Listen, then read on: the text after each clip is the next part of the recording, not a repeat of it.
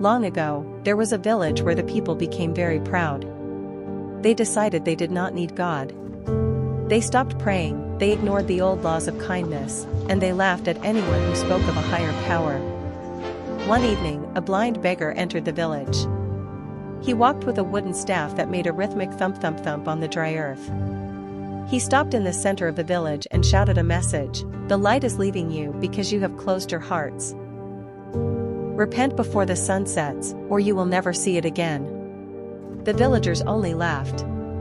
They threw stones at the beggar and chased him into the evil forest. The chief of the village mocked him, saying, "If your God is real, let him show us his power by taking the sun. We have our torches and our fires, we do not need his light." As the sun touched the horizon, it didn't just set, it dissolved.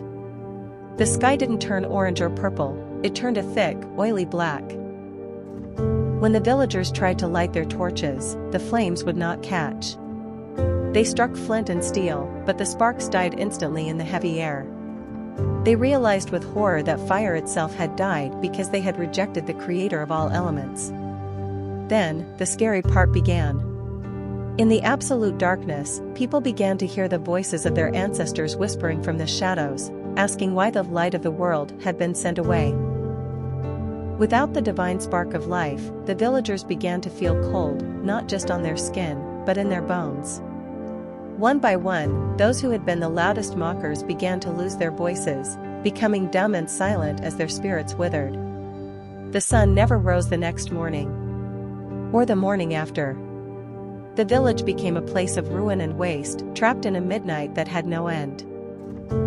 The few who survived lived in constant fear, realizing too late that God's existence wasn't a fairy tale to control them, but the very thing that kept the world moving and the light burning to this day.